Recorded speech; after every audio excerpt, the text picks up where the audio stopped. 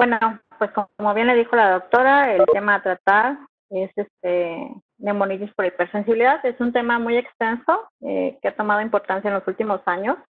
Voy a tratar de hacer un resumen y espero poder aclarar algunas dudas que pueden existir. Este tema como todas las enfermedades intersticiales, es un tema muy importante y que tengan ustedes siempre presente como neumólogos al momento de valorar a sus pacientes, ya que no atender esta o no tener presente esta enfermedad. Y había un niño que era de Oaxaca. Sí, Oaxaca, algo así. Y yo, paciente, de Oaxaca. El micrófono. Puede tener repercusiones. ¿Sí?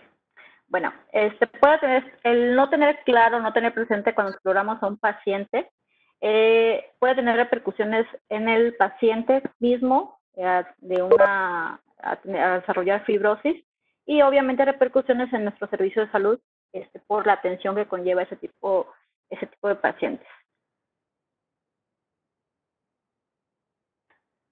Volviendo a la plática, como ustedes recordarán, desde la primera clase que les dio el doctor Barreto, donde deben tener claro toda la clasificación o el flujograma de dónde nos estamos encontrando ante una enfermedad, en el cual la neumonitis por hipersensibilidad dentro de las enfermedades pulmonares difusas está encasillada en causas conocidas.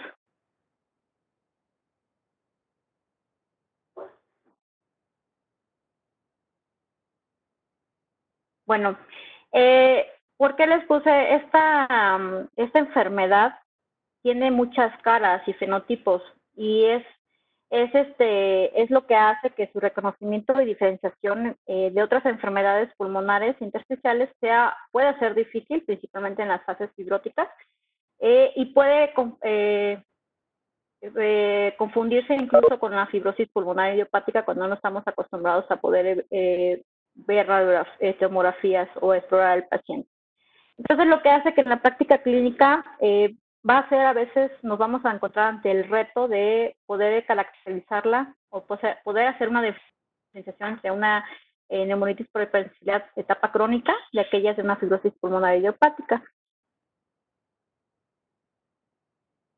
Eso es algo muy importante. Con esta imagen quiero que ustedes también tomen en cuenta que depende de la población que se estudie, los puntos de corte que se realicen, vamos a ver que el porcentaje de este diagnóstico de esta enfermedad va a ser diferente. Por ejemplo, este es un estudio realizado según la experiencia clínica en Estados Unidos, en el cual vean el porcentaje de diagnóstico de la NH crónica comparada incluso casi la misma frecuencia con una fibrosis pulmonar idiopática, y la sarcoidosis no se queda atrás. Entonces, es muy importante, lamentablemente hasta ahorita no hay unas bases en que nos diga de la población mexicana, y en este caso sería un trabajo de tesis para los que estén interesados, de buscar la incidencia y prevalencia de nuestra población mexicana, y pues obviamente que el INER pues es una fuente de esta información para quien guste trabajar en ello. Como les decía, depende del grupo de población que se esté realizando el punto de corte, va a ser diferente la incidencia y prevalencia en los diferentes lugares, en el cual puede tener la neumonitis por hipersensibilidad de una incidencia de 0.9 por cada 100,000 habitantes.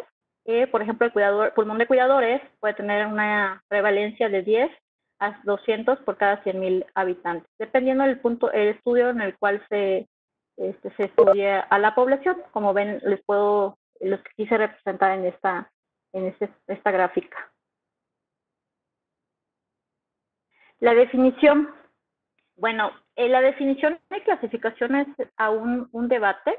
No existen criterios diagnósticos validados, en el cual nos hace ver que la definición de neumonitis por hipersensibilidad ha cambiado conforme se ha ido estudiando esta enfermedad, en el cual, por ejemplo, nos podemos quedar hasta actualmente con la definición de que es un síndrome clínico complejo y de variable intensidad, presentación clínica e historia natural, como resultado de mecanismos inmunológicos que condicionan la inflamación del parénquima pulmonar en respuesta a una inhalación de una gran variedad de antígenos.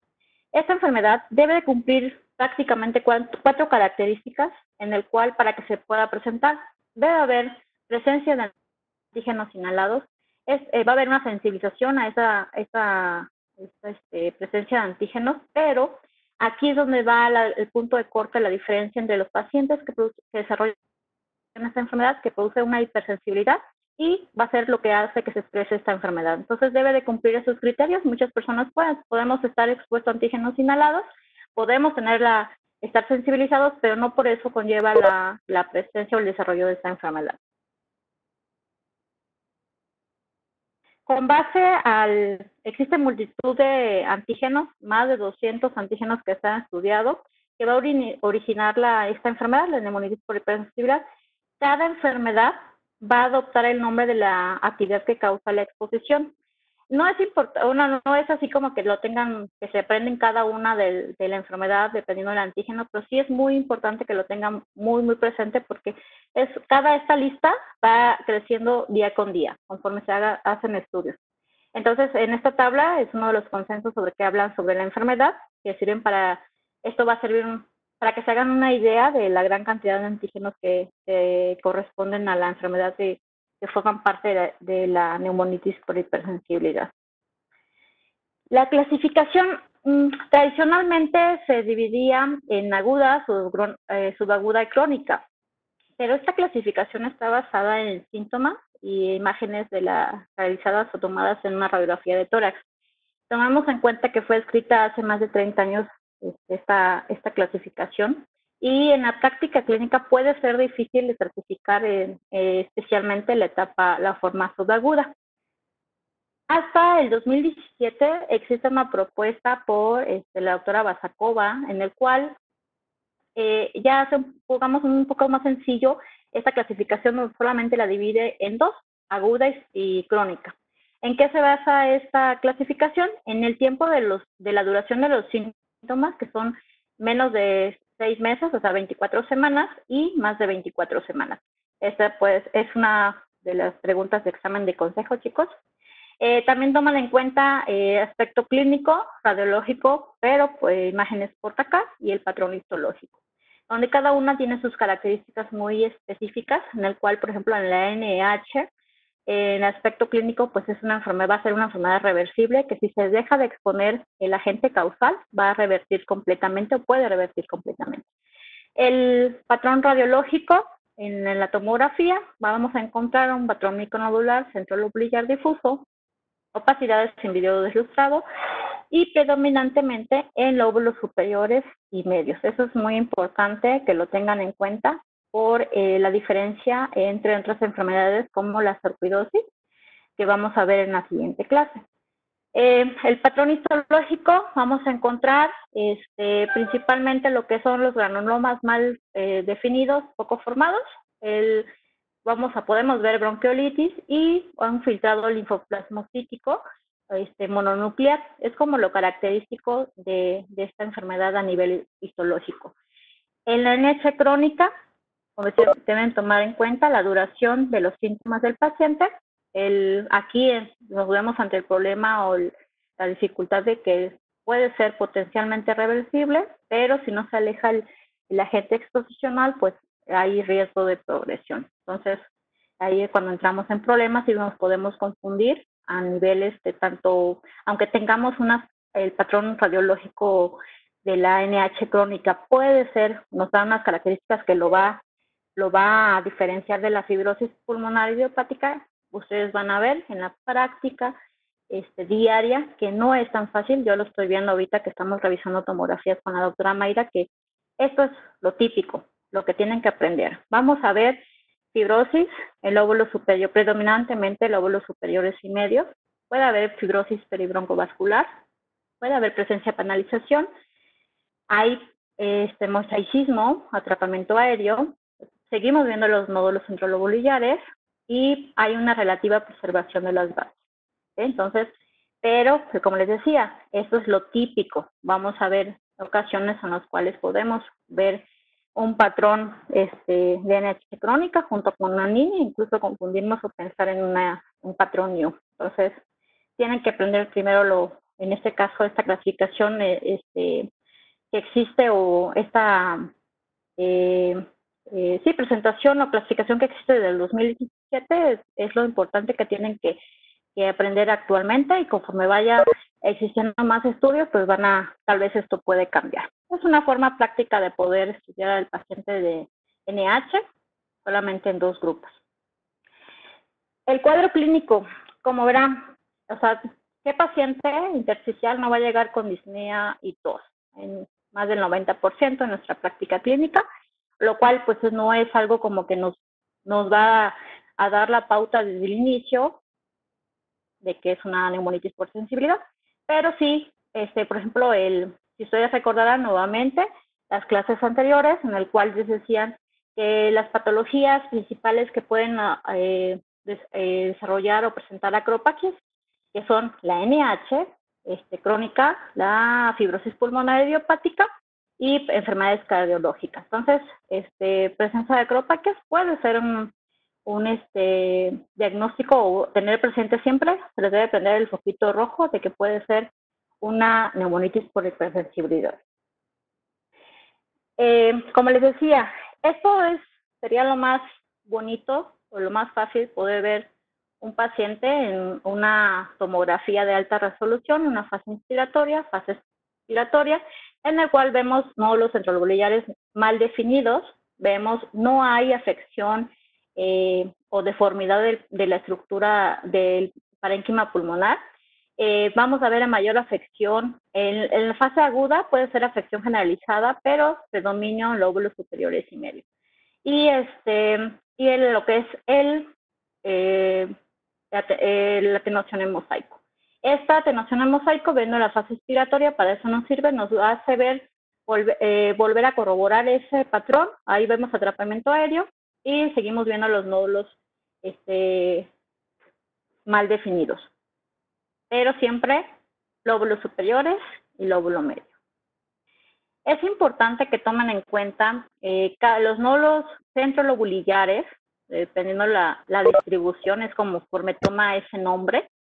El nodulito es un conglomerado de los granulomas, o sea, no es un nódulo, es un granuloma. Entonces, es un nodulito que ustedes ven mal definido, es una conglomeración de granulomas. Eso es lo que realmente deben tener muy, muy presente.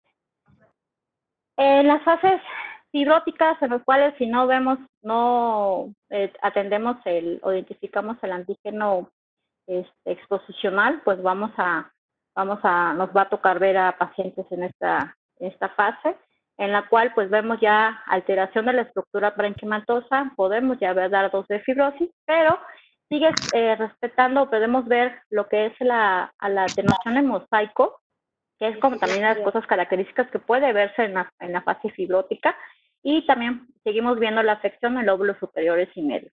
Esa es también la otra situación, es que no hay un consenso, más bien, bueno, eso no viene la definición de cuántos lóbulos. Es que ando como, a veces paso aquí mucho. Por favor, pueden ahí silenciar su micrófono. ¿Cuántos lóbulos debemos de ver en la atenuación de mosaico para poder definirla la misma? Pues se considera a partir de más de 2 lóbulos para poder definir que sí hay presencia de atenuación o atrapamiento aéreo, perdón. Entonces, también eso es igual, un consenso de expertos, no hay una definición como tal, a partir de qué, cuántas o qué extensión vemos o definimos atrapamiento aéreo en la fase expiratoria.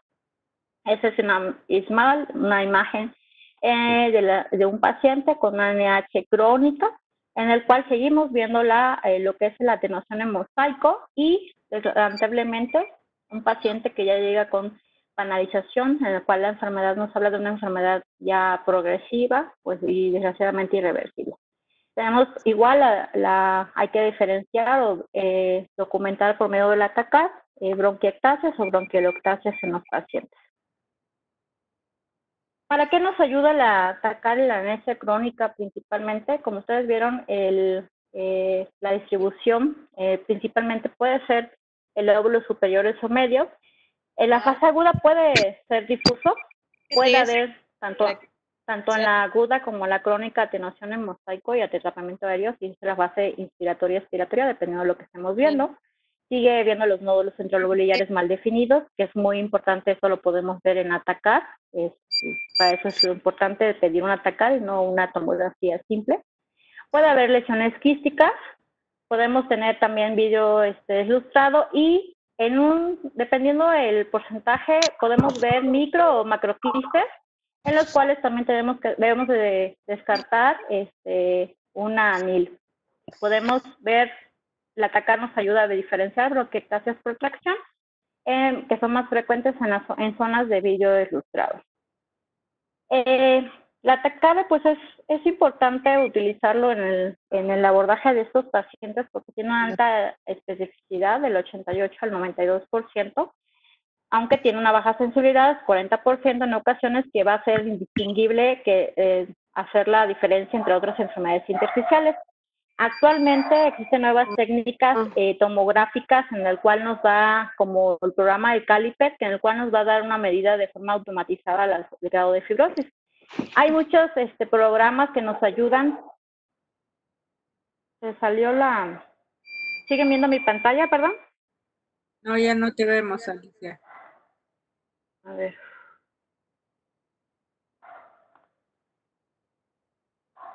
¿Ahí? Sí. Ok. En el cual nos va a ayudar a poder hacer la medida o la cuantificación cuantitativa del grado de fibrosis en un paciente que estamos estudiando por neumonitis por hipersensibilidad crónica. También nos ayuda al atacar, como tiene un valor pronóstico en esta población, y nos va a ayudar a valorar el grado de extensión de la fibrosis y poder bronquiectasias por tracción o panalización. Bueno, aquí es lo que les decía. ¿Cómo diferenciar una NH crónica ante otra enfermedad intersticial como es la NINE y un patrón NEW? Es importante, o sea, la forma típica va a ser un poco relativamente fácil. Una NH crónica, como le decía, va a haber afección en lóbulos superiores y medio principalmente. Va a haber zonas de menor atenuación. Va a haber ausencia, principalmente afección en lóbulos inferiores.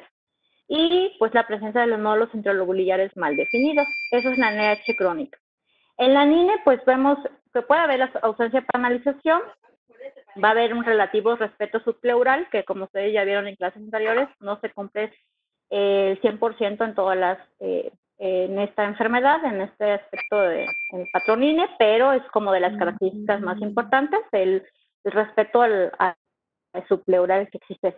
Y va a haber una ausencia de áreas lobulares de menor atenuación. El patrón NEW, pues como ustedes ya están ya muy relacionados, el predominio basal con panalización, afección subpleural, y aquí va a haber una ausencia de nódulos centrolobulares. Eso es como lo típico y que nos puede ayudar, o cómo pueden hacer una diferencia entre esas tres patologías que son muy frecuentes de ver.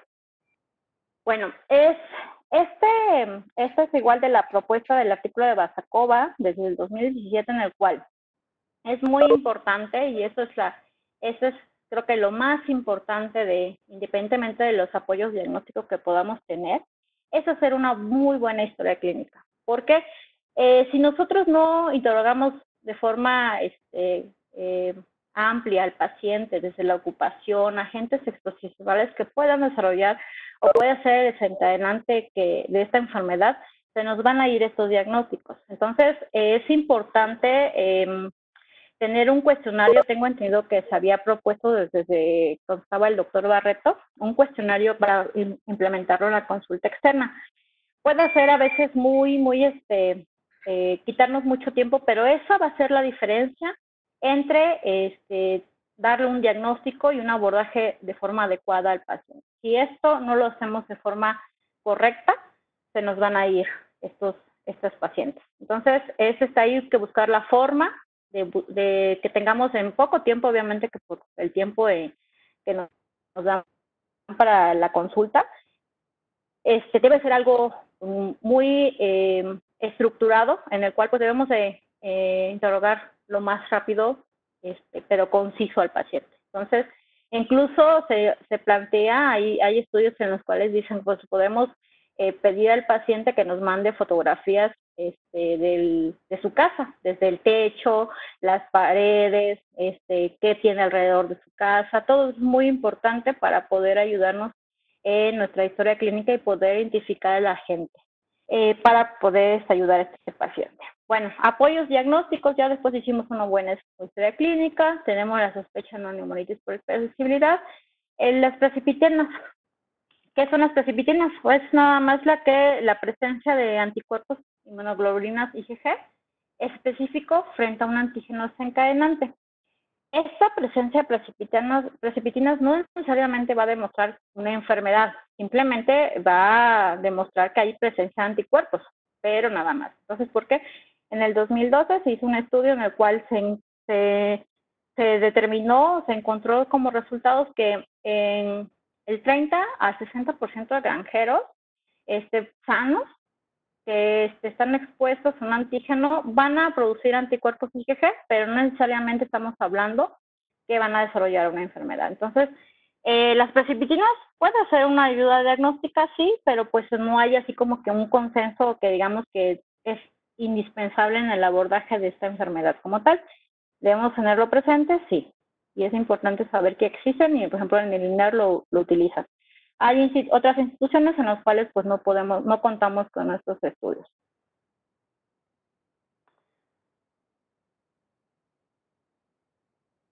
Pruebas de reto. Las pruebas de reto podría ayudarnos también en la prueba de provocación bronquial, ya que sería lógico pensar que la NIH, que es una enfermedad inmunomediada, la prueba estándar de oro, su diagnóstico sea una prueba inmunológica. Eso es algo muy lógico que se pueda pensar. Sin embargo, pues hay muchos estudios, como lo que les muestro aquí, donde se ha encontrado variabilidad en la rentabilidad diagnóstica de estas pruebas, que varían desde un 73, 84% respectivamente, dependiendo del grupo de población que se esté estudiando. Tiene la limitación que si el resultado, si bien es positivo, puede ayudar a confirmar la enfermedad, el resultado negativo no la puede descartar. Y aparte que pues si ponemos en riesgo al paciente de riesgo de una exacerbación de la enfermedad.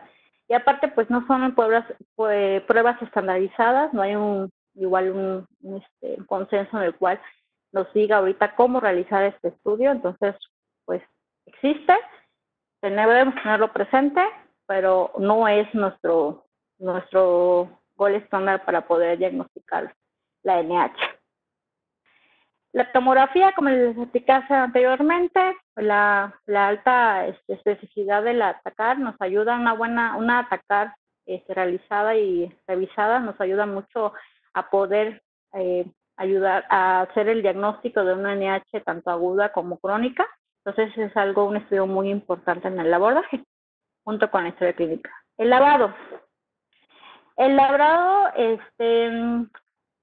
pues el estudio de la celularidad en el lavado bronquialveolar es útil en esta enfermedad. Hay que tomar en cuenta siempre que en las formas crónicas el porcentaje de la linfocitosis va a disminuir, a diferencia de las formas agudas, que donde es, digamos, relativamente un poco más del 60% podemos encontrarlo y nos va a ayudar mucho para el diagnóstico. También existen varios estudios con diferentes propuestas de punto de corte, como los que le presento aquí, que van desde el 40 hasta el 15%. Una linfocitosis superior al 25% es característica de NH y sarcoidosis. Sin embargo, no es la presencia de linfocitosis no es solamente exclusiva de una NH. Puede ser, como les decía, sarcoidosis, una anine, neumonitis inducida por droga, neumonitis por radiación, una NOC.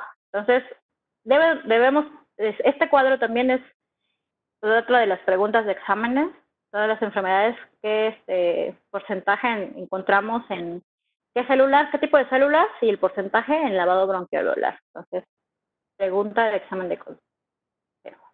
¿Sí? Entonces, hasta ahorita podría decir que si tenemos una buena historia clínica, un hallazgo tomográfico característico, aunque no tengamos precipitinas, aunque no tengamos pruebas de reto, nos ayudaría, pero sí importante si nos tenemos por allí quien nos haga nuestro centro, nos esté estudiando este paciente un lavado, nos podría ayudar a hacer ese diagnóstico sin necesidad de llevar al paciente a biopsia. Eso sería lo ideal, ¿no? Vemos patrón típico, el ANH, una historia positiva, y le hacemos un lavado al paciente y a ver predominio linfocítico, pues ya tenemos casi el diagnóstico y estamos ante un ANH. Sin embargo, pues vemos el día al día con el reto de estos pacientes que a veces precisamente no es tan fácil hacer este diagnóstico en el cual podemos tener un patrón típico, pero pues no, aunque hagamos una excelente interrogatorio, una historia clínica, pero la historia es negativa para exposición y podemos encontrar linfocítico, un lavado con predominio linfocítico, pues podemos considerarla como probable NH. Sin embargo, pues como ustedes sabrán y vemos, se hacen las reuniones y la presentación de caso clínico, ¿quiénes vamos a llevar la biopsia a este paciente?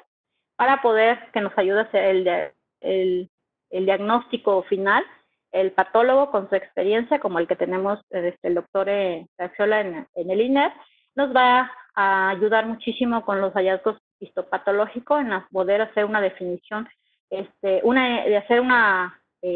encontrar la enfermedad definitiva, una NH, o poder pensar en otra patología.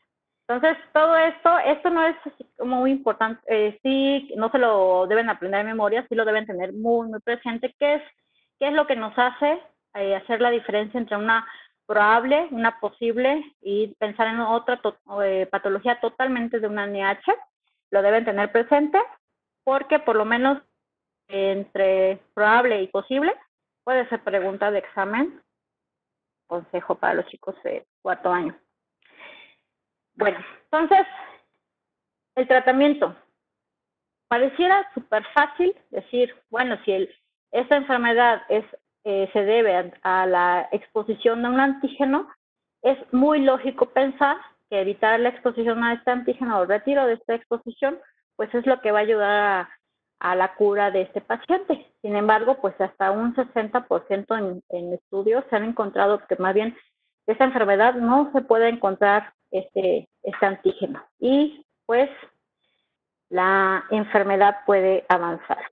Entonces, se sabe ya desde hace mucho tiempo que la identificar este antígeno va a influenciar en la evolución y el cuadro clínico del paciente y hacer la diferencia entre que un paciente tenga un cuadro clínico de neumonitis aguda a que tenga una neumonitis crónica y llegue desgraciadamente a una etapa fibrótica, en el cual este estudio nos muestra que va a comparar dos pacientes, en los cuales son dos cortes ajustados por diferentes características, y donde en uno se identifica el antígeno y en otro no se va a identificar.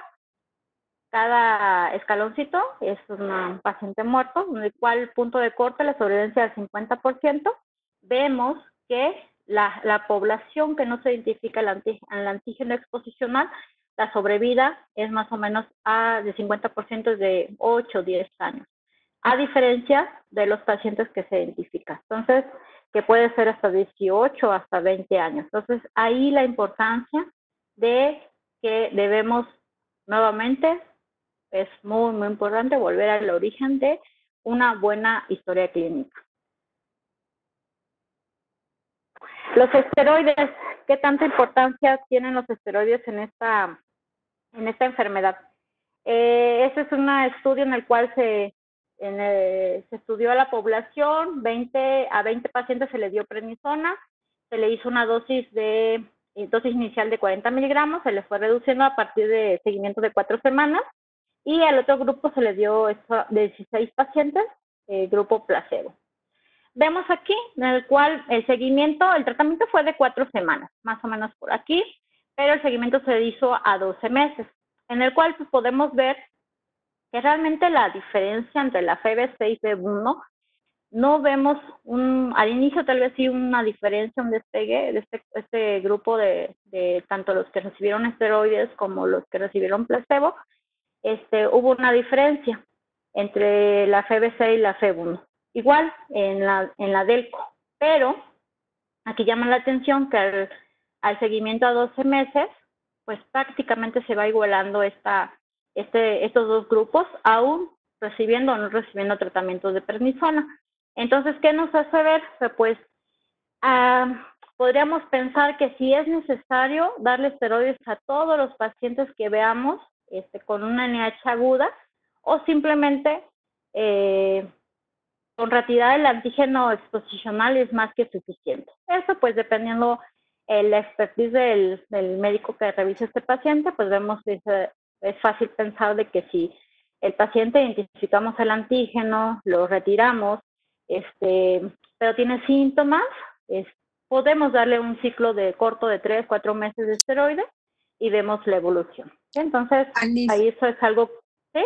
perdón, déjenme aquí interrumpirlas un segundito, porque aquí este pico máximo que es el que no veo, no sé si lo ven, pero bueno, el del primer mes es cuando estaban con los 40 miligramos. Y después ya son las reducciones de la prednisona. Entonces, realmente si nosotros quisiéramos mantener esa diferencia entre placebo y prednisona, al paciente se le tendrían que dar dosis muy altas de prednisona. Entonces, por eso es que cuando ya se va reduciendo, este estudio muestra que se pierde la reducción al inicio, y todavía hay algunos grupos que tratan solo con el esteroide, pero haciendo reducciones. Entonces, aquí es muy relevante lo que tú estás diciendo. Si realmente quieren tratar a un paciente solo con prednisona, tendrían que ser dosis altas, y ustedes saben que a dosis altas los efectos adversos también van a ser mayores. Entonces, a partir de ese pensamiento es lo que les vas a seguir diciendo. Perdón la interrupción, pero creo que era importante dejarlo muy claro. Para tratar neumonitis solo con esteroides son dosis altas y no hacer reducción. Sí, doctora, muchas gracias. Bueno, con respecto al NIH aguda, pues como le decía, es importante evitarle el factor exposicional. Es el punto clave de esta enfermedad, y también tomar en cuenta que pues los esteroides pueden acelerar la mejoría y quizá disminuyan los síntomas o disminuyan el desarrollo de la fibrosis. Eso es algo que todavía se está estudiando y no está claramente establecido. También es algo muy importante, la recurrencia puede ocurrir por exposición, independientemente se use o no se use los esteroides. Si el paciente vuelve a la exposición al agente del antígeno, va a volver a recurrir a esta enfermedad, que es algo importante que debemos tanto explicarle al paciente y nosotros tenerlo en cuenta, porque pues desgraciadamente estamos ante una situación en nuestra población mexicana. A veces, aunque se identifique la gente y decirle por la ocupación de la persona, el medio ambiente donde vive, donde tiene su casa, si le dicen, tiene que cambiarse de casa, tiene que cambiar de trabajo, y a veces es el único sustento o la única forma de vida que tiene la persona, pues va a estar muy difícil que aunque se identifique, pues vamos a seguir hasta con la progresión de esta enfermedad. Eso es algo también muy, muy importante en nuestra población mexicana. Bueno, la NH crónica, en la cual pues nos da muchos dolores de cabeza también, en el cual se han estudiado o se han hecho estudios el cual ver cuál es la mejor opción de tratamiento en esta población, cuando pues a pesar de nuestra historia clínica de los estudios que se haga, ya se hizo la identificación, no se hizo la identificación del agente exposicional y la enfermedad progresa. Entonces, hay que ofrecerlo, también se está tratando de buscar un tratamiento para ese tipo de población. En este estudio, el objetivo era evaluar el cambio funcional antes y después del uso de la atropina y el micofenolato, comparado con esteroides sistémicos. Entonces vemos que antes del tratamiento y después del tratamiento, esa es la línea continua, es antes de, después de, y vemos que la diferencia realmente en la FBC no, a 12 meses, pues no es un cambio significativo. Podemos ver una mejoría muy leve, con una P no significativa. Sin embargo, vemos que en la DLCO sí hay un cambio importante en esta población, con una P significativa, lo cual nos hace suponer, o lo que les decía desde el inicio, que pues en este caso, ante una enfermedad inflamatoria, que si mejoramos las condiciones vamos a ver aunque no veamos un cambio significativo en la FBC, sí lo vamos a ver en la DLCO. Siempre debemos tomar en cuenta los efectos adversos en esta población. Ante este tratamiento, el 10% puede haber diarrea o transaminasemia. Entonces, pues, efectos que el paciente lo puede tolerar si vemos que el beneficio es mayor que el riesgo. En otro estudio, el objetivo era principalmente evaluar los esteroides y ver la declinación de la FBC y la mortalidad de 3 grupos de pacientes a los que se les dio prednisona con azatropina y prednisona con micofenolato. Vemos en el cual los efectos adversos era mayor con el grupo de población que se le dio solamente prednisona, y vemos que el darle un ahorrador de esteroide puede ayudar a disminuir los síntomas en este grupo de población. Vemos que hay una declinación similar en la FBC en los pacientes, a los cuales, pues, digamos que nos ayuda o confirma el hecho de que el darle un ahorrador le ayuda al paciente, no se mantiene estable y no lo exponemos a los efectos adversos que tiene el solo usar esteroides a dosis altas, como decía la doctora. Pero cuando se hizo las conclusiones o este grupo de poblaciones, vimos que los pacientes que tenían prednisona con azatioprina o micofenolato tenían mayor mortalidad. Entonces, decían, bueno, ¿por qué si tan bueno? ¿Por qué voy a exponer a un paciente a que tenga mayor índice de mortalidad? Ya se cuando se hizo el estudio a fondo y se vieron los factores influyentes, se concluyó que a la población que le daban azatropina o micofenolato era las personas que tenían la enfermedad más avanzada, y también pues que era la población más longeva. También esto es un punto que debemos de tomar en cuenta, y es muy importante cuando vemos el grupo de inclusión en nuestros estudios, ver no nada más lo bonito o lo padre o leer nada más las conclusiones, sino ver todos los factores que influyen en los estudios para poder ver qué influyó en tales resultados. El rituximab, un anti-CD20 en el cual también se ha estudiado para tratar de darle tratamiento en NH crónica. Son número de casos. En este caso, pues cada línea es un paciente, pero pues 5 pacientes, de los cuales 3 murieron en el seguimiento, y los que sobrevivieron, pues aparentemente hubo mejoría, ¿no? Pero pues, ¿cuál es el inconveniente de estos estudios? Que son una serie de casos donde la población LN es muy chiquita, y pues tenemos que esperar ensayos controlados, aleatorizados, doble ciego, donde nos puede decir cuál es el tratamiento que podemos ofrecerle a este grupo de población. Los antifibrosantes, que han tomado auge a partir del 2015, principalmente la FPI, donde está autorizado, pero pues también han hecho estudios en los cuales nos hacen suponer que qué tan bien le va a ir al paciente que se le dé en INTE o pirfenidona en nuestra población con NH crónica. Entonces, esos son los estudios que hay actualmente. Este es la pirfenidona, es de casa, realizado por los doctores de pabellón 1. Bueno, ahorita se los explico. Este estudio de donde veía estudiar la nintedanib en enfermedades no exclusivamente CNH, aclaro, ya son estudios, estudió enfermedades progresivas, fibróticas, en las cuales parte de la población que se incluyó tenían NH crónica, en el cual se les dio de los 332 pacientes, perdón, eran 666 pacientes en este estudio, y la mitad, 332, le dieron nintedanib y 331 placebo, de los cuales el 84 pacientes eran o tenían el diagnóstico de NH crónica, en los cuales vieron que los que recibían nintedanib perdían solamente a 80 mililitros, y los que no recibían o que estaban en grupo placebo perdían 187 mililitros aproximadamente, más o menos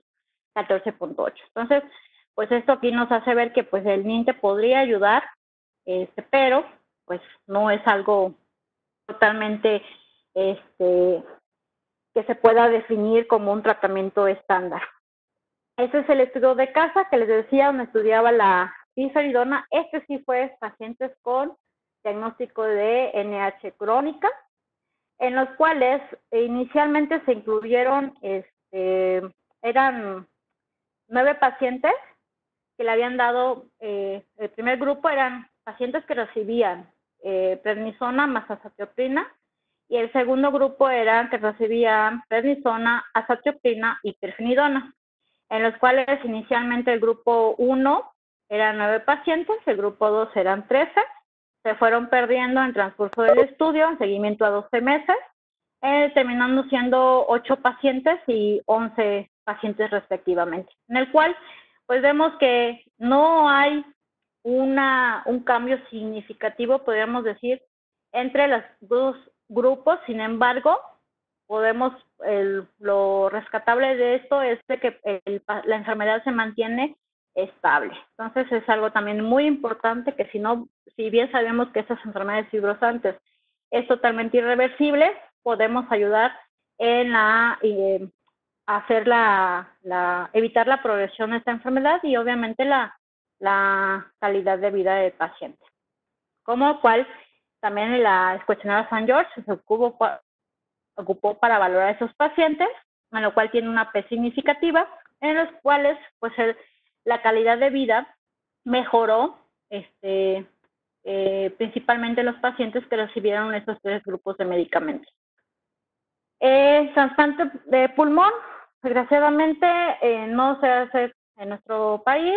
Sin embargo, los estudios que se han publicado al respecto, los cuales vemos que los pacientes que cumplen criterios para trasplante pulmonar les va mejor, tienen mejor sobrevida y menores efectos de menor recurrencia a los pacientes con NH crónica.